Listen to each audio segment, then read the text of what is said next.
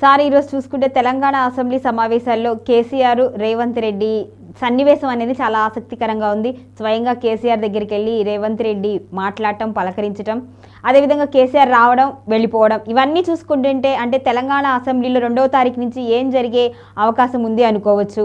మరి కేసీఆర్ మళ్ళీ 2వ తారీఖు వస్తారనుకోవచ్చా, లేకపోతే మామూలుగానే యథాతథంగా ఉంటుంది అనుకోవచ్చా?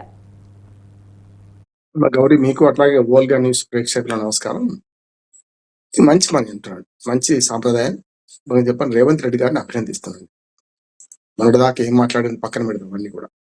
కానీ ఇవాళ జరిగిన సంఘటన, అసెంబ్లీ సాక్షిగా జరిగిన సంఘటన ఏంటంటే, అందరికంటే మొదలే వచ్చి కేసీఆర్ గారు కూర్చోవడం, ఆ తర్వాత సభలోకి వచ్చిన రేవంత్ రెడ్డి గారు అక్కడి నుంచి నమస్కారం పెట్టి చూడనట్టున్నాడు. వెంటనే లేచి టకనక ఆయన దగ్గర రావడం, దాన్ని ముఖ్యమంత్రికి మర్యాద ఇచ్చి మరి మాజీ ముఖ్యమంత్రి కేసీఆర్ గారు లేచి నిలబడడం, నమస్కారం పెట్టుకోవడం, ఇద్దరు పరస్పరం కరచాలనం తెచ్చుకోవడం, అట్లాగే ఆయన వెంబడి ప్రభుత్వ ఆది శ్రీనివాస్ గారు ఇద్దరు మాత్రుడు కానీ వెనక రావడం, ఇవన్నీ చూసాం మనం.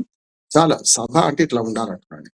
కానీ మొట్టమొదటి చొరవ తీసుకున్న కేసీఆర్ మన రేవంత్ రెడ్డి గారిని అభినందిస్తున్నాడు. ఎందుకంటే ముఖ్యమంత్రిగా, జూనియర్ గా 10 ఏళ్ల ముఖ్యమంత్రి, 9 సంవత్సరాలు ముఖ్యమంత్రి, తెలంగాణ తెచ్చిన వాడిగా, తెలంగాణ ఆకాంక్షలు తెలిసిన వాడిగా కేసీఆర్ గారిని గౌరవించుకోవడం మంచిది అంటున్నాడు. ఆయన అన్న మాట నిలబెట్టుకున్నాడు ఇప్పుడైతే అసెంబ్లీ సాక్షిగా. ఇది మంచి పరిణామం. కానీ తర్వాత జరిగిన పరిణామాల్లో నేను కేసీఆర్ గారిని తప్పుపడతాను. ఎందుకంటే కేసీఆర్ గారు ఆ 3 నిమిషాల ఉండి జాతీయ గీతంగా లేచిపోవడం తప్పు. ఎందుకంటే కనీసం సహచర ఎప్పుడో పనిచేసిన వాళ్ళు, సభ్యులు చనిపోయిన వాళ్ళకు సంతాప తీర్మానం ప్రవేశపెడుతున్నారు. అంటే మనకు పోయినోళ్ళు అందరూ మంచోళ్లే, ఉన్నోళ్ళు పోయినోళ్ళ తీపి గుర్తుడే అని ఆత్రేయ గారు మనసుగా వినడం భాషాడు. పోయిన వాళ్ళ కోసం గతంలో అసెంబ్లీ సభ్యులు రామరెడ్డి గారు కానీ, ఇతర ఇంకో ఎమ్మెల్యే కానీ, ఇద్దరు కూడా గతంలో అసెంబ్లీలో ఎమ్మెల్యేగా ఉన్నవాడు, చట్టసభలో ఎన్నికైన వాళ్ళు ఇద్దరు సంతాప తీర్మానాలను వినాల్సి ఉండే అంటున్నారు. అసలు జరిగిందే 1.5 అవర్ మొత్తం సభ అంతా కూడా. 1.5 అవర్ ఉంటే ఇంకా బాగుండేది. ఇది వాళ్ళు ఏంది, ఎటువంటి చర్చలు లేవు కదా, కేవలం వచ్చే 2వ తారీఖు నుంచి ప్రారంభించడానికి వీలుగా దానికోసం బిఎస్సి మీటింగ్ చేసుకోవడం, ఇంతవరకే అనుకున్నారు కదా ఇవాళ. అటువంటి అప్పుడు ఏమో వివాదాస్పద అంశాలు ఏమి లేవు, ఈయనకు ఉంటే కూడా తెచ్చేవాళ్ళు కూడా కాదు. కనుక సంతాప తీర్మానాలు ఉండకపోవడం వరకంగా వాళ్ళని అవగాహనపరచమే మరణించిన వారి పట్ల సరైన విధంగా ఉండదు అంటున్నాడు. ఎప్పుడు కూడా మనుషులందరూ చచ్చిపోతామమ్మా. సభలో ఎంతో మంది మహానుభావులు 56 ఉమ్మడి ఆంధ్రప్రదేశ్ లో కానీ, అంతకుముందు హైదరాబాద్ స్టేట్ లెజిస్లేటివ్ కౌన్సిల్ కానీ, ఇవన్నీ చూసుకుంటే ఆనాటి నిజాన్ని 100 మంది 1000 మంది పనిచేశారు కదా. మరి 1000 మంది ఎమ్మెల్యేలకు ఎన్నికైన వాళ్ళు ఇప్పుడు అందరూ బతికలేరు కదా. అటువంటి అప్పుడు వీరితో సహా అంటున్నాడు కేసీఆర్ గారు, రేవంత్ రెడ్డి గారు, మనం శాశ్వతంగా జన్మలో జాతస్య మరణం ధ్రువం అని చనిపోతాం. కనుక సంతాప తీర్మానం వైఖరి ఉండకపోవడం అనేది ఒక రకంగా చెప్పాలంటే పొరపాటు అంటున్నాను. అహంకారం అనను కానీ పొరపాటు అంటున్నాను. అందుకనే ఆ తర్వాత విలేకరులు అడిగిన ప్రశ్నకు కూడా రేవంత్ రెడ్డి గారు చాలా హుందాగా సమాధానం ఇచ్చారు. ఆయన్ని అడగండి, ఎందుకు పోయారో నేను ఎక్కడ తెలుస్తుంది చెప్పండి, నేనైతే పోయినా మాట్లాడించిన అని అన్నాడు. అందుకని నేనేమంటాను, ఇప్పుడే కాదు, అంతకుముందు ఆసుపత్రిలో పడ్డప్పుడు, 20 విరిగి ఆసుపత్రిలో పడ్డప్పుడు కూడా పోయి వచ్చాను. ఈ పరస్పర మర్యాదలు ఉండాలంటున్నాను. రాజకీయ పార్టీలన్నీ కూడా ఆగర్భ శత్రువులు కాదు కదా, విధానాలు వేరుగా ఉండొచ్చు. అందుకని చాలా సార్లు గతంలో ఒకసారి తెలుసుకుంటే అప్పటి విలువలు కానీ ఇప్పుడు లేవని అనిపిస్తుంది. కానీ విలువలను నిలబెడదాం అనుకున్న వాడికి కూడా మనం విలువలను పాటించకపోతే మన ఇష్టం, అసెంబ్లీకి ఇష్టంలో వస్తా పోతా అంటే అటెండెన్స్ కోసం వచ్చిండా అనే మాట కూడా వస్తుంది. కేసీఆర్ గారు దాని వాళ్ళ హుందాగా ప్రవర్తించిన రేవంత్ రెడ్డి గారు సరైన విధంగా ఈయన ప్రవర్తించుంటే ఇంకా మంచి పేరు ఇద్దరికి బాగుండేది అనుకున్నాను. ఇప్పుడు వన్ సైడ్ అవుతుంది. సరే, మొత్తం మీద ఎట్లాంటి చర్చ జరగడం, ఎట్లాంటి వివాదం కాలే. కానీ ఇప్పటికైనా 2వ తేదీ నుంచి వస్తారా రారా అనేది ఒకటి ఉన్నది. రావాలంట, 2వ తేదీ నుంచి రావాలి.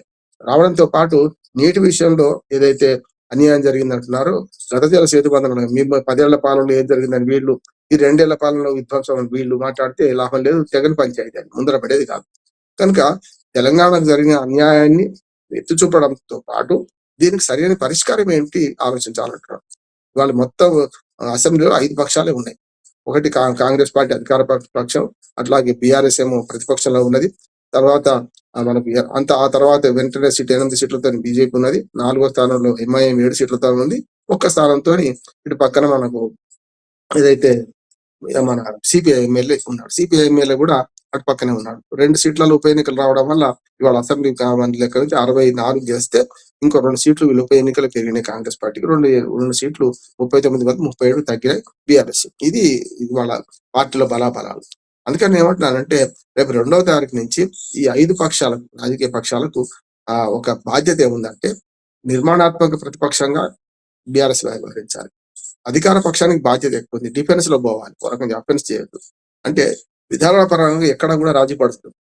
కానీ చెప్పేటప్పుడు పరుష పదజాలం వాడకుండా మీరేం చేశారు మేమేం చేసినాం అనకుండా వాటి నెక్స్ట్ పరిష్కారం ఏమిటి, ఎట్లా చేస్తే బాగుపడతాం అనే దాని మీద వస్తే కేసీఆర్ సలహాలు సూచనలు తీసుకుంటా అన్నాడు కదా రేవంత్ రెడ్డి గారు, తీసుకోండి. ఎందుకంటే ఇప్పుడు గతంలో మీరు లెటర్లు పెట్టారు, ఆ లెటర్ ఎంతవరకు ఉన్నది, సుప్రీంకోర్టులో కేసు విత్డ్రా చేసుకున్నారు నీట్ సంగతిలో, అది ఎంతవరకు వచ్చింది, వీటన్నిటి ప్రభుత్వం దగ్గర అన్ని ఉంటాయి కదా, వాళ్ళ వివరాలు అన్ని ఉంటాయి కదా, దానికి తోడు మనం ఏం చేద్దామని చర్చించుకుంటే మంచిది అంటున్నాను. అసలు అధికార పక్షం కాంగ్రెస్ కానీ బీఆర్ఎస్ కానీ వీటి రెండింటికంటే బాధ్యత ఎవరి మీద ఎక్కువ ఉందంటే కేంద్ర జలవనరుల శాఖ కేంద్ర ప్రభుత్వం ఆధీనంలో ఉంటుంది కనుక కేంద్ర ప్రభుత్వంలో అధికార పార్టీ బీజేపీ కనుక వాళ్ళ బీజేపీ ఎమ్మెల్యేలు కూడా బాధ్యత ఉంది అంటున్నాను.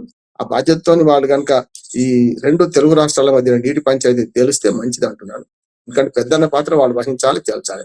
అన్నిటికంటే రేవంత్ రెడ్డి గారు ఎంత హుందాగా ప్రవర్తించిండో బీజేపీ సభ్యుడైన ఎవరైతే మహేశ్వర్ రెడ్డి గారు, ఆయన కూడా మా వెంకటరమణ రెడ్డి గారు ఆయన కూడా హుందాగా చాలా విషయాలు చెప్పాడు ఆయన. ఎందుకంటే కేసీఆర్ ను అన్నాడు, రేవంత్ రెడ్డిని అన్నాడు, మీ ఇద్దరు ఇట్లా కొట్లాడుకొని ఈ రకంగా వర్ష పద్ధతిలో మీరే పెద్దలే ఇట్లా మాట్లాడితే మాలాంటి వాళ్ళందరూ ఏం కావాలి అని చెప్పి ఆయన ఆవేదన వ్యక్తం చేశాడు. అది కరెక్ట్ అంటున్నాడు.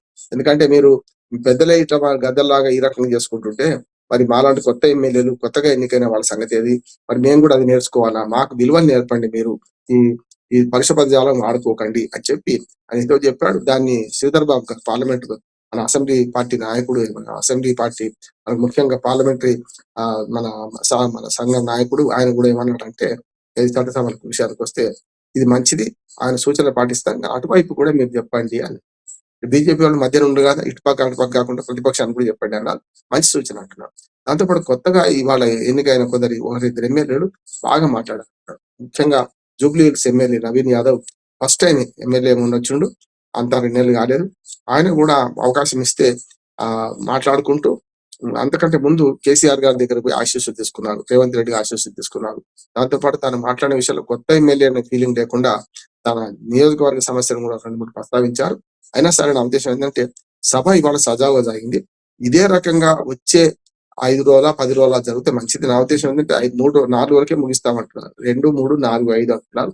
5 నాటికి 9 బిల్లులు ఉన్నాయి, వీటితో ముగిస్తామంటున్నారు. అట్లా కాదు, కనీసం 10 రోజులని 15 రోజులని ప్రతిపక్షం అంటుంది, 4 రోజులు జరుపుతామని అధికార పక్షం ఉంది. మధ్య మార్గంగా ఒక 10 రోజులైన నీటి విషయంలో చర్చించాలి.